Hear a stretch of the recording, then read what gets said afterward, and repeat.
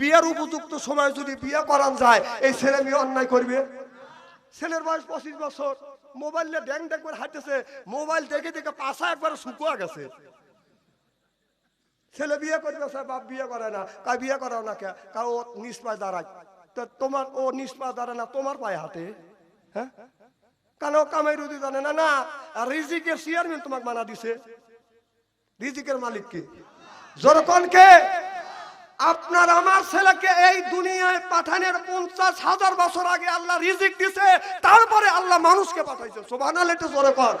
রিজিকের কন্ট্রাক্টরই আপনাকে দেওয়া হয় নাই। উপযুক্ত বয়স হয়েছে, বিয়ের বয়স হয়েছে, ছেলেকে বিয়ে দেন, মেয়েকে বিয়ে দেন, অন্তত জিনা ব্যবসায়ী কমবে। আমার ভাইয়ের আমার,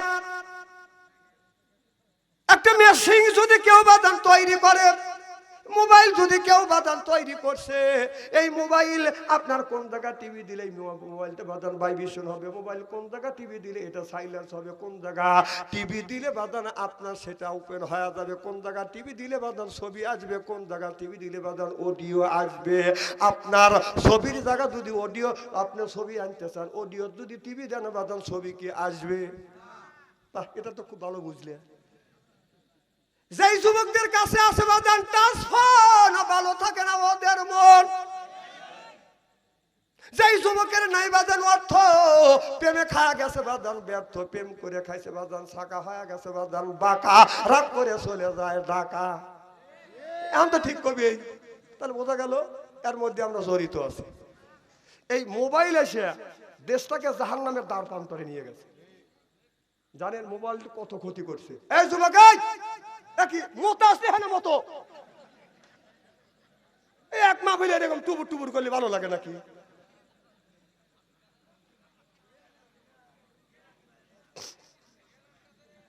ওনাকে আসবে এ ভাই, খুব খারাপ লাগতেছে নাকি?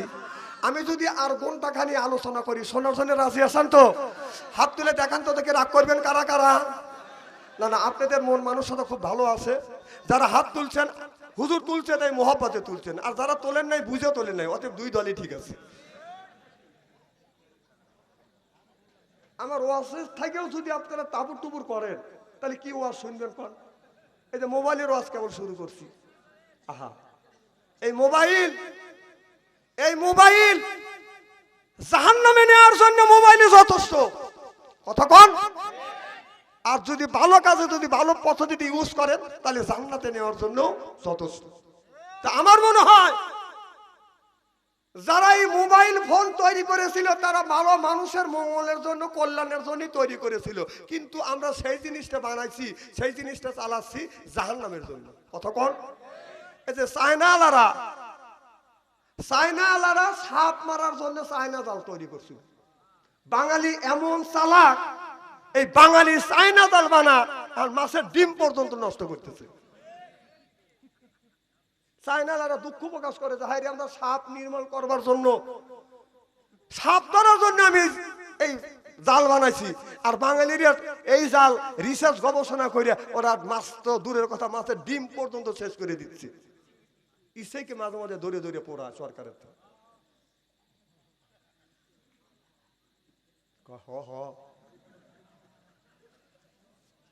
আহা। এই যে বাবা 3 বার হজ করে আসে, আবার হজ করার লোকে টাকা জমা দিছে। ছেলের হাতে 3টে ছেলে, 3টে ছেলের হাতে স্ক্রিন টাচ মোবাইল। এই রাস্তা দিয়ে আগে যান, এই আগে যা ধ্যান কাটে 3-4 জন এক একজন এক এক জায়গা বসে এরকম করে দেখতেছে। কি করতেছে? মোনাজাত করতেছে, তাই না? না ধ্যানে বসে যে আমার বাপ দাদা 14 গোষ্ঠী মারা গেছে, কবরের মধ্যে শুয়ে আছে, ফেরেশতারা কিভাবে গুত হইতেছে সেটা দেখতেছে। না গুতো খাওয়ার জন্য ওই কাজ করতেছে।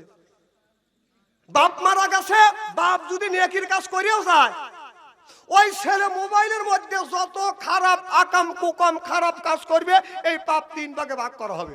1 ভাগ পাবে ছেলে, 1 ভাগ মা, 1 ভাগ বাবা। বিশ্বাস যদি না হয় মরিয়ে দেখেন। যদি কারণ কিভাবে পাবে? ফ্যাক্সিলোট হওয়া যায়। আচ্ছা, এক মোবাইলের টাকা আর এক মোবাইলে ফ্যাক্সিলোট করা যায় কিনা? কি কোন যায় কিনা? তাহলে আপনার ছেলে পাপ করবে, আপনি কি ভাবতেছেন যে কবরের মধ্যে ফেরেশতারা আরামে রাখবে?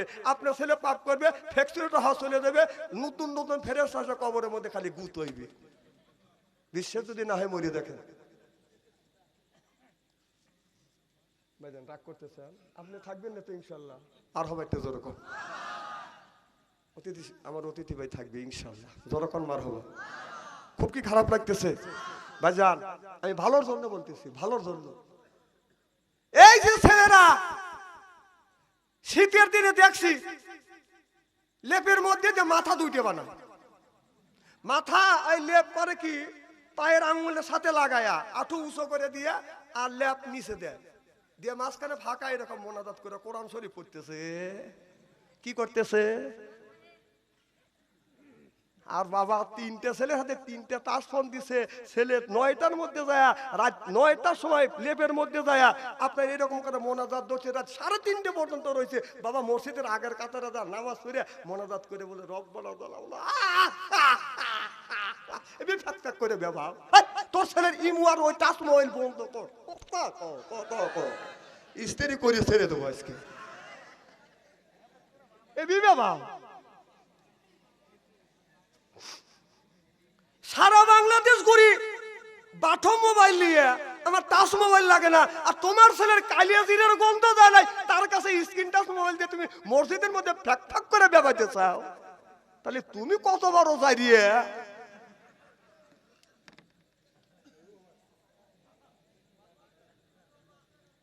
আমি জানি আমার ওয়াজ শুনে কারো খারাপ লাগতেছে ভাই, আমি সব কথা বলতেছি আপনাদের বাঁচার জন্য। আল্লাহর কসম, আল্লাহি আল্লাহি আল্লাহর কসম করে বলতেছি, আপনাদের বাঁচানোর জন্য কথা বলতেছি। আমার কথা আজকে আপনাদের কাজে লাগবে না হয়তো আজকে। হ্যাঁ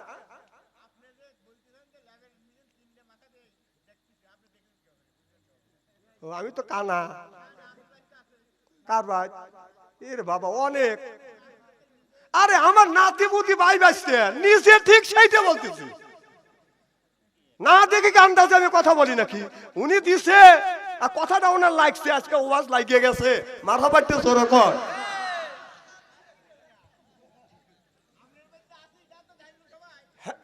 আরে বাবা বসে না তো এরা, আরে কোন বাড়িতে নাই কর। আচ্ছা আমি কি আমাকে ছাড় দিচ্ছি? আমি এক বাসা দিচ্ছি, আমি বলতেছি যে আমার ছেলের কাছে টাচ মোবাইল আছে, ওর কাছে 10টা থাক, কারণ ওর জ্ঞান হয়েছে এখন, ওর বয়স 20 বছর 25 বছর, বিয়ে করাইছি এখন তো ও, আমি তো সবকিছু শিখে দেবো না। কথা কয় না, না না ওর কাছে সবাইকে আমি শিখে দেবো নাকি?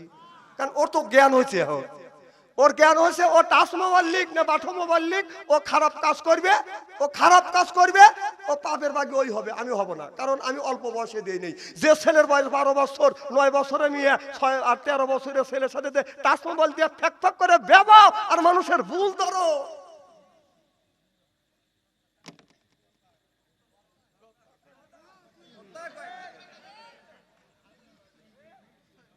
আমার কথা কি বুঝছেন? ঠিক আছে, ছেলের বয়স 25 বছর 20 বছর, তার হাতে স্ক্রিন টাচ মোবাইল দেন, সে শিক্ষা অর্জন করছে, তার জ্ঞান আছে, অন্যায় অন্যায় ন্যায় সে বোঝার মতো জ্ঞান আছে, তার হাতে আপনি একটার কাছে 10টা দেন, আমি নিষেধ করবো না। অপ্রাপ্ত বয়সের ছেলের কাছে কেন আপনি স্ক্রিন টাচ মোবাইল দিলেন? ছেলের বয়স 10 বছর, মেয়ের বয়স 10 বছর, তার হাতে স্ক্রিন টাচ আপনি কেন দিলেন? এই রকম তাদের হাতে স্ক্রিন টাচ মোবাইল দিয়ে আর আপনি তারপর আইন জারি করছেন যে 18 বছর মেয়ের বয়স, 20 বছর না হলে বিয়ে দেওয়া যাবে না, 21 বছর না হলে ছেলেকে বিয়ে করানো যাবে না। এই ছেলেরা আর মেয়েরা মোবাইল থাকা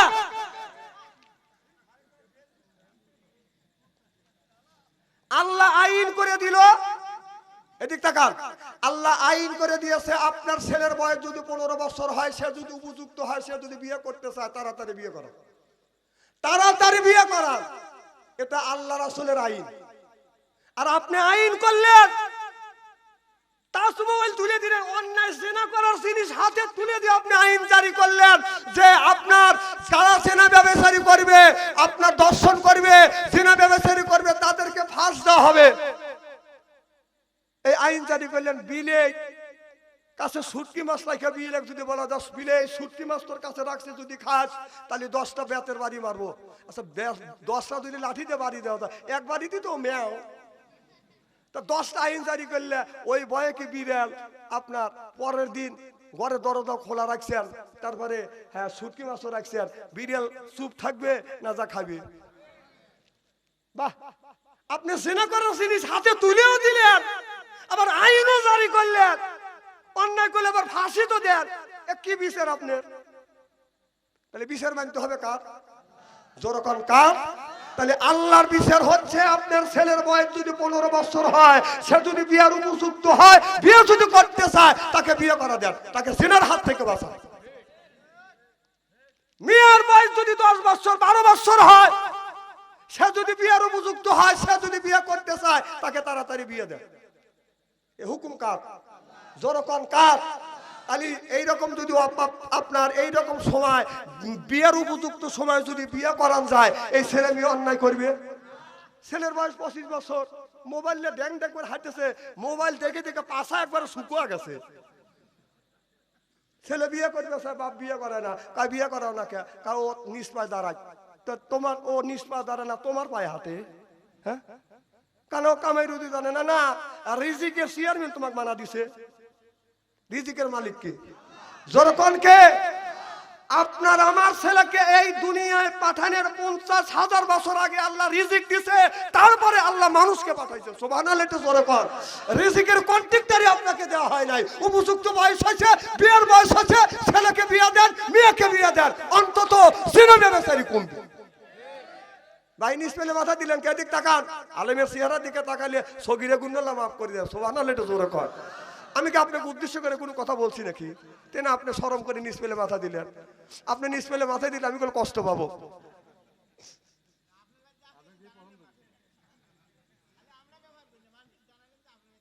আরে ভাই, এ কথা এ ওয়াদ বাদশাহ আনসারী, হ্যাঁ, ওই আজ থেকে 28 বছর 27 বছর আগে থেকে বলতেছে। আমার ছেলের দায় আমি না। ওর যখন জ্ঞান হয়েছে, ও তখন আলেম পাস করছে বা আপনি আয়ে পাস করছে, ওর হাতে তবে গিয়ে আমি টাচ মোবাইল তুলে দিছি, তার আগে আমি টাচ মোবাইল দিইনি। অত ফেলু মনে করে না। আমার কয় আমার ছেলেরা, কাব্বা আপনি তো আনসোশাল মানুষ। আমি বলি আনসোশাল কম, জন্ম দিলে মাবি, খাওয়া পরে মানুষ করলাম, শিক্ষিত বানাইলাম, আর তুই কিছু আমাকে আনসোশাল। আপনি তো দেশে কিছুই বোঝেন না, মোবাইল আতান না, আপনি তো এ দেশে নাই কি। আমি আমার বেটাকে বললাম, বাবা আমার মোবাইলের ভিতরে আমার খারাপ ছবি পড়ে না, কারণ একজন মহিলার ছবি দেখাও নিষেধ। কথা কন, একজন মহিলা যাচ্ছে রাস্তা দিয়ে, দেখলে নিচটা নিম্নগামী করো। কথা কার? কুল্লিল মুমিনিন ইয়াহুদ্দু মিন আবসারিহিম, আছে না নাই? যে অন্য নারীকে দেখলে মাথা নিচের দিকে করো। ও বাবা, যখন ওই আমার বেটাকে আমি বুঝাই, আমার ছেলে বুঝলাম, বাবা মোবাইলের আমি দেখতেছি, আর দেখতে দেখতে যতই আমি সেবে থাকি, দেখতে দেখতে মহিলার ছবি আসতেই পারে। কথা কয় না? হ্যাঁ, আসলে আমার যদি পিকু পিকু, তাহলে আমি শেষ। তো বাবা, এখন আমাকে আনসোশাল মনে করতে পারো, কিয়ামতের ময়দানে তুমি আমার ছেলে আর আমি তোমার বাবা, তুমি আমাকে বাবা বলে পরিচয় দিবে না, আমি তোমাকে ছেলে বলে পরিচয় দিব না। সেই দিন দেখা হবে কে কত দূর যায়।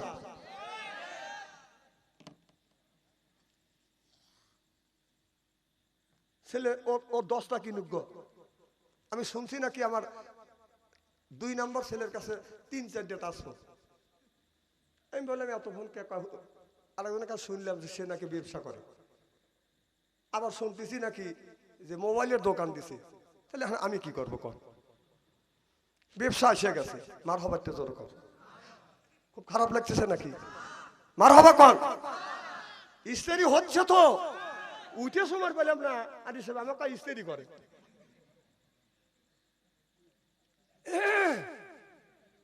বাপ মরতে হবে, এই কবরের মধ্যে যাইতে হবে।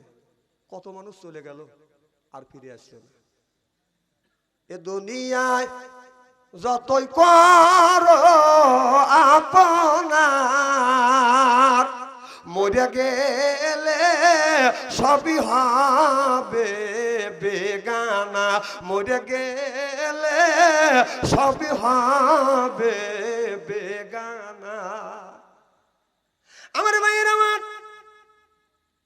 আমি আপনি যদি মারা যাই, আমি আপনি যদি বাদান মারা যাই, কেউ আমার সঙ্গে যাবে না, আপনার সঙ্গে কেউ যাবে না, যাবেও না, সম্ভব না, যায়ও না। এইটি হলো বাঁধা নিয়ম। এই জন্যই দুনিয়ার থেকে আলা ইবাদিল্লাহিস সলিহিন, আল্লাহর ইবাদত করা লাগবে, আল্লাহর দাসত্ব করা লাগবে, আল্লাহর গোলামি করা লাগবে। আল্লাহ আল্লাহ মিকুনা শামসু কামা, আল্লাহ আল্লাহ মিকুনা আরদু জামা, আনতুম আওলানা বাস্তুম মুসলিম কিসানা, আনতুম আওলানা বাস্তুম মুসলিম হতা কাম হয় সিল্লাকান। আল্লাহু আকবার। আমার ভাইরা আমার, আল্লাহ বললেন লা তাকুলু, সুদ খাওয়া দূরের কথা, সুদের দ্বারের কাছে যায়ও না। এদিকে আল্লাহ বললেন সুদ খায় ইবাদত করলে আল্লাহর দরবারে এই ইবাদত বন্দেগী আল্লাহর দরবারে কোনোদিন কবুল হবে না, কবুল হইতে পারে না, হওয়া সম্ভব না। কুলু মিন তাইয়্যিবাতুল মা রাযাকনাকুম, আল্লাহ কয় হালাল খাও, এরপরে ইবাদত করো। হালাল না খাইয়া সুদের টাকা ঘুষের টাকা খাইয়া যদি ইবাদত করি, এই ইবাদত আল্লাহর দরবারে কবুল হবে না, হইতে পারে না, হওয়া সম্ভব না। সিল্লা কোন ঠিক কিনে? আচ্ছা, যারা সুদ খায়, যারা ঘুষ খায়, এরা ছেলে মেয়েকে ভালো রাখার জন্য, বিবির বাল বাচ্চাকে সুখের জন্য তারা সুদ খায়। যেরকম ঠিক কিনে? এই যারা সুদ খায়, আমি মনে করি তাদের আমি গালি দেই না, নিন্দাও করি না, আমি বলি তারা অবোধ মানুষ। অবোধ মানুষ না হলে সুদের টাকা খায়া, সুদের টাকা সে আইনে ছেলে মেয়েকে খাওয়ায়, এর সাথে অবোধ মানুষ আল্লাহর জমিনে আছে। অথচ সুদের টাকার গুতনি, কবরের মধ্যে যে সুদ খাবে সেই গুতনি খাবে, আর যারা খাবার গুনি খাবে হেরা গুতনি খাবে না। কতক্ষণ? তাহলে আপনারা এত অবোধ কেন? তাহলে সুদের টাকা কামাই করে আনলেন আপনি একা, আর পরিবারের 10 জন খাইলো, কবরের মধ্যে গুতনি খাওয়ার সময় আপনার খাইতে হবে, ওই 10 জনে কেউ খাবে না।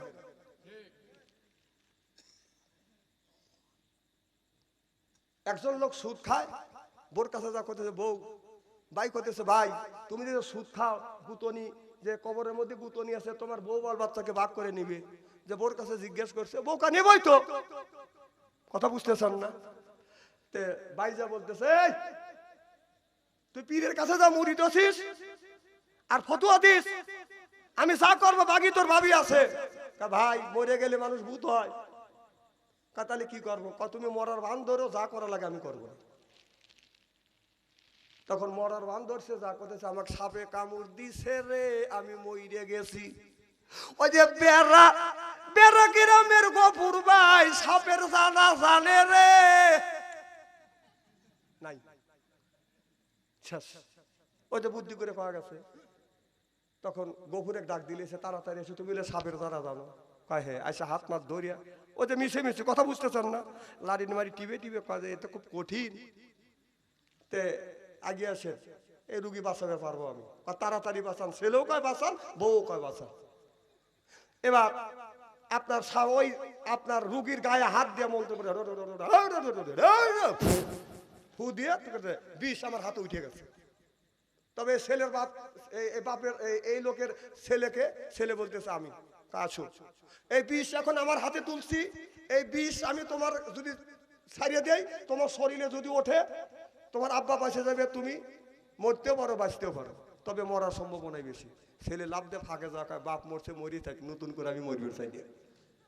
বাপ শুনতেছে না, এদিকে বউ কাঁদতেছে, আমার সোনার যৌবন অঙ্গার হইল, আমার সোনার যৌবন অঙ্গার হইবে স্বামীর লাইগা রে।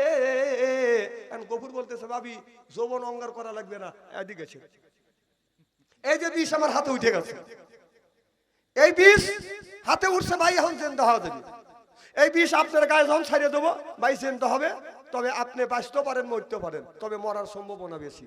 তখন ভাবি দৌড় দিয়া ফাঁকে যায় আর কয় যে ও মরছে মরি থাক, নতুন করে আমি মরবে চাই না, আমি বেঁচে থাকলে অনেক স্বামী পাবো।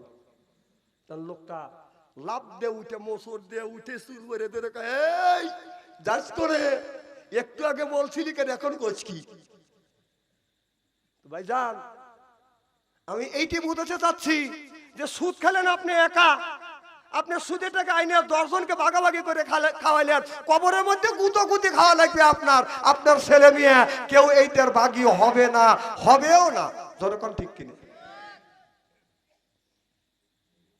রাগ করতেছেন আমার ভাইয়ের, আমার মুসলমান ভাইয়েরা, আল্লাহর হাবিবের প্রিয়ম্বতের ভালো করে লক্ষ্য করে শুনুন, আমলে নিয়ত বদন শুনতে হবে। আল্লাহর নবী আখিরি জামানার পয়গম্বর মুহাম্মদুর রাসূলুল্লাহ সাল্লাল্লাহু আলাইহি ওয়াসাল্লাম আপনার কলমার দাওয়াত দিয়ে রাত 12টার পরে আল্লাহর নবী আমার নবী খাদিজাতুল কুবরার ঘরে দরজার পাশে দাঁড়াইয়া এই রকম করে নক করছে। খাদিজা একটা ডাক দিছে, অমনি মা খাদিজাতুল কুবরা দরজা খুলে দিয়েছে। সুবহানাল্লাহ, তো জোরে কর। যখন দরজা খুলে দিয়েছে, নবী খাদিজার চোখে যখন শক পড়ছে, আমারও নবী সালাম দিবে, এমন সময় মা খাদিজাতুল কুবরা আমার নবীকে সালাম দিলেন, আসসালামু আলাইকুম। আমার নবী আমার সালাম দেন। আল্লাহ নবী বললেন, স্বামী যদি বিবিরে সালাম দেয়, বিবি যদি স্বামীরে সালাম দেয়, স্বামী স্ত্রীর ভিতরে মহব্বত পয়দা করে দেয় কে? আমাদের বিবি কি সালাম দেয়? জোরে বলুন, জোরে বলুন। এত মানুষের মধ্যে না না বলতেছেন, বাড়ি যায় না, আজকে খবর আছে। বউ বলবে নি যে আমি তো সালাম দেই অথবা না দেই, তুই পাবলিক ফাংশনে বললি কে? কপালে দুঃখ আছে, যায়। আচ্ছা, বউমান দিলই না, আপনারা কি বিবিদের সালাম দেন? জোরে বলুন। जैसे के तैसे मेले रास के मेले रानी बुध के पुहिते नहीं मेले खापसानी रे खापसानी जरो कौन ठीक किने आज के आखिर मोनाजात करिया बाड़ीते जाया बीबी सालाम दिक अथवा ना दिक बाड़ीते जा आमरा आगे बीबी के सालाम देबो बोलेन इंशा ताओ बोले ना इंशा आखिरे मोनाजात करे बाड़ीते जा बीबी के सालाम दिबेन और बोलबेन अस्सलामु आलाइकुम ओ आमार बीबी आमार सालाम दाও बोल्लाके कापुरले हासबे और बोलबे दम करा জায়গা পাচ্ছে না না অজগবি সালাম দিলে হাসবে না এই যে এই ঈদ গেল হাজি নাই গাজি নাই মৌলবি নেই হাফেজ নাই ফেরিওয়ালারা রাস্তা দিয়ে যায় রাস্তা দিয়ে কাপড় বেচতে লেগে আসে চুরি বেচতে লেগে আসে মালা বেচতে লেগে আসে বউরাল ডাক দিয়ে ঘরের মধ্যে বসা এরকম করে আপনার একটা সব করে দেয় কাজটা কি ভালো করতেছেন রাস্তা দিয়ে যায় যে যখন ফেরিওয়ালা ভাই নারীরা সব ডাইকে বাড়ির ভিতরে বসায় রে বাজার ভিতরে বসায় ওই মিষ্টি মিষ্টি কথা বলে মনে হয় ওর দুলাভাই রাস্তা দিয়ে যায় গো যখন ফেরিওয়ালা ভাই নারীরা সব দেখে বাড়ির ভিতরে বসায় ওই হাতের মধ্যে ছুরি পরে টিপে মজা মারে পয়সা নিয়ে চলে যায় ভেবে দেখো কথা মিথ্যা নয় জোরকন ঠিক কিনে একজন ফেরিওয়ালা আসলো আর আপনার বিবির কাছে ছুরি বেচলো ওই ফেরিওয়ালা আপনার বিবির নরম হাত ধরিয়ে টিপে হাতের মধ্যে বাদাম ছুরি দিল আপনি করে দেখতেছেন আমার কথা হলো আপনার বিবির হাতে যদি ছুরি দিতে হয় আপনি ছুরি কিনে আনেন আপনার বিবির হাতে আপনি ছুরি দোকান যেইভাবে টিবেনের দরকার সেইভাবে টিবেন যেখানে দরকার সেইখানে টিবেন কথা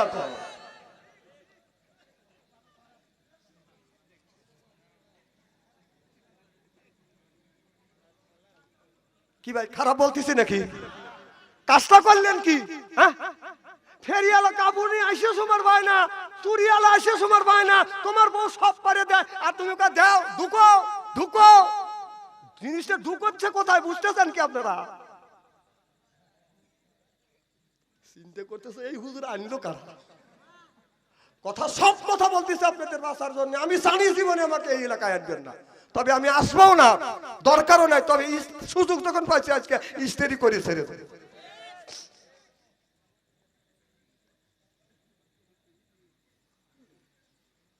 আমার ভাইয়ের আমার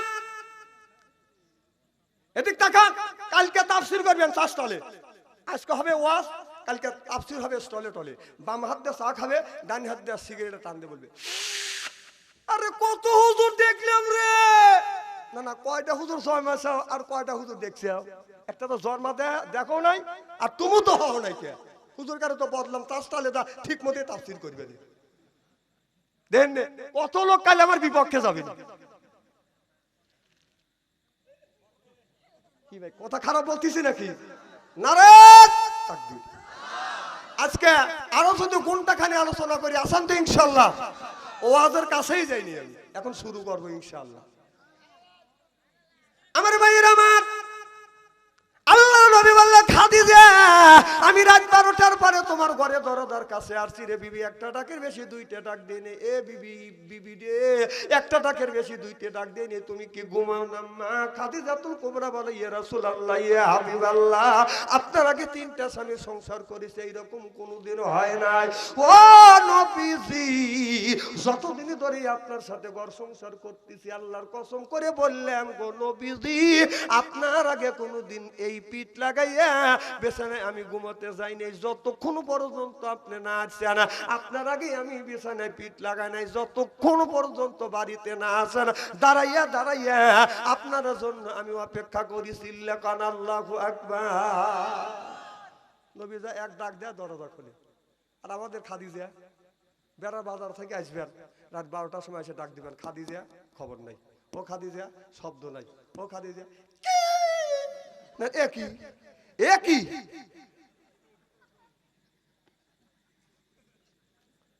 আল্লাহ নবী বললেন, হাত দুটো টান করে দে খাদিজা। মা খাদিজাতুল কুবরা দৌড়া আমার নবী বুকের সাথে মাথাটা গিয়ে বললেন, ইয়া রাসূলুল্লাহ, ইয়া হাবিবাল্লাহ, আমি আপনার প্রেমে পড়ি, আমার জমা জমি তালা তালু অর্থ সম্পদ যা কিছু ছিল সব আপনার কদমে কোরবান করে দিলাম। দেখেন নবীর মুআজ্জাজা জন্য হলো বিবি খাদিজা, জীবন যৌবন করিলেন অর্পণ, মাল দৌলত যা ছিল নবী চরণে সুপিয়া দিল, বানাইল তারে জীবনের আপন। জোরকান মারহাবা। অমনি আমার নবী কি করলেন, মা খাদিজাতুল কুবরার চুল ধরলেন, চুল ধরে আমার নবী এরকম করে চুমো দিলেন। আমার নবী বললেন, মা খাদিজাতুল কুবরার চুলে ধরে যখন চুমো দিলেন, মা খাদিজাতুল কুবরা বলে, ইয়া রাসূলুল্লাহ, ইয়া হাবিবাল্লাহ, আপনি আমার চুলে চুমো দিলেন। আমার নবী বলে, খাদিজা, আমি তোমার চুলে চুমন দিয়া নারীদের ইজ্জত আর মর্যাদা আমি নবী বাড়িয়ে দিয়ে গেলাম। চিল্লা কান মারহাবা। আল্লাহ নবী বললেন, বিবির চুল ধরে চুমো খাওয়া আমি নবী আমার আদর্শ ভিত্তিক সুন্নাত। আপনারা বলুন, কারা কারা বিবির চুল ধরে চুমো দিছেন? চুল ধরে চুমো দিছেন একটু হাত তুলে দেখান তো দেখি। এই তো একজন পাইছি, মারহাবা একটু জোরে কর। মা বোনেরা আছে না? মা বোনেরা শুনে বলবেন, হুজুর চুলের চুমোটা যা দূরের কথা, চুলের মুঠে ধরে মোচড় দিয়ে চিৎ করে বাইরে বাইরে বকছে। ও বাবা, আপনারা বউ মারেন? হ্যাঁ, বউ মারেন? বউ মারা হারাম, খবরদার বউ মারবেন না। রাসূল বলেছেন, নবীর 11টা বিবি ছিলেন, রাসূল বলেছেন 11টা বিবি, একটা বিবির গাও রাসূল কোনোদিন হাত তোলে নাই। আপনারা কেন বউ মারেন? খবরদার বউ মারবেন না। মা বোনেরা শুনে বলতেছে, এত সুন্দর সোনার মুরব্বী কোনে আছিল হুজুর, আমার বলে দাম নাই, সভ্য না, সেটা চুল ধরে ধরে পেটে। ভালো করে বুঝুন। আল্লাহ নবী বললেন, আল্লাহ নবী বললেন, এই হাত দিয়ে যদি কোন ব্যক্তি যদি বউ মারে, তার হাতের মনে তার দান খয়রাত আল্লাহর দরবারে কবুল হবে না, হইতে পারে না। যারা বউ মারছে,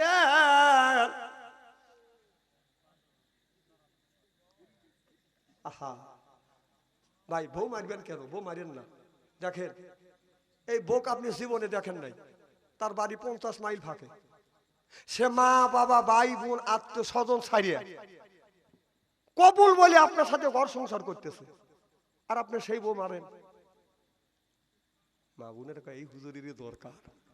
আমি হ্যাঁ মা বোনদের পক্ষে ওয়াজ করি, কারণ আমি মাদের পেটের থেকে হয়েছি। কত অলিয়া উলিয়া নবী রাসূল গাউস কুতুব মাদের পেট থেকে হয়েছে। এই জন্য মার পক্ষে তো কথা বলবো। মা পায়ের নিচে সন্তানের বেহের, সুবহানাল্লাহ জোরে কর।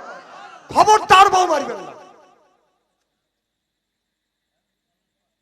আমার ভাইয়ের আমার,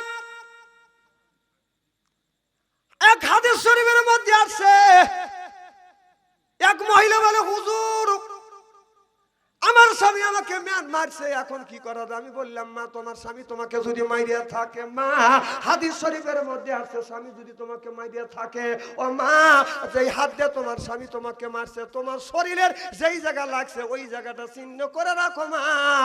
স্বামীর হাতের ছোঁয়া তোমার শরীরে যেই জায়গা লাগছে, দোজকের আগুনে ওই জায়গা কোনোদিন পুড়বে না। মা বোনের এখন শুনে বলবেন, রে বাদ যখন যাবে তখন বলবে যে পেটো, মাথার থেকে পা পর্যন্ত পেটো, কারণ তোমার হাতের এমন বরকত, যেই জায়গায় লাগবে দোজকের আগুনে কোনোদিন পারি পুড়বে না। কারো কি সুন্দর হাত, সুদ খাওয়া হাত, ঘুষ খাওয়া হাত, বিড়ি খাওয়া হাত। বিড়ি যারা খায় তাদের হাত দিয়ে গন্ধ, মুখ দিয়ে গন্ধ, দাড়ি দিয়ে গন্ধ, জামা দিয়ে গন্ধ, লেপ দিয়ে গন্ধ, বালিশ দিয়ে গন্ধ। আমার হয় সন্দ ওর বউ থাকে কেমনে রে আল্লাহ রে, সরকম ঠিক কিনে। টাটকা বিড়ি খায়া বোর মুখের কাছে যখন মুখলে বউ খালি মুখ ঘুরে। স্বামী কয় আমি তোমার মুখের কাছে মুখলে তুমি মুখ ঘুরো। বউ কয় শরমও করে, লজ্জাও করে। এই মাত্র তুমি টাটকা বিড়ি খায়া আমার মুখের সাথে মুখ লাগাইছো, তোর পাশার চাইতে তোর মুখের গন্ধ বেশি। বিড়ি খাবো কষ্ট দেয়, ব্রাশ করতে পারো না। ইদানিং আমার শুরু হয়েছে, যারা পান খায় আমি লক্ষ্য করে দেখছি এখন 70% মানুষ যারা পান খায় টয়লেটের মধ্যে যা পান খায়। আমি নিজ চোখে দেখছি এক বুড়ো এই যে টয়লেট থেকে বের হচ্ছে। বুড়ো দাদা কই গেছিলে? কয় টয়লেটে। মুখ রেখে কয় পান খাচ্ছে। টয়লেটে পান খেলে পান না খেলে টয়লেট হয় না। তাহলে এই মুহূর্তে পান খাওয়ার ও মুহূর্তে সেরো। হ্যাঁ না, এই হালাল জিনিস যদি টয়লেটে যা যদি হালাল মনে করে খাও, তাহলে টয়লেট থেকে গু তুলে আসুন মনে করে খাও। এখন তো কিনে লাগবে, তখন তো স্যাকরা স্যাকরা খাও।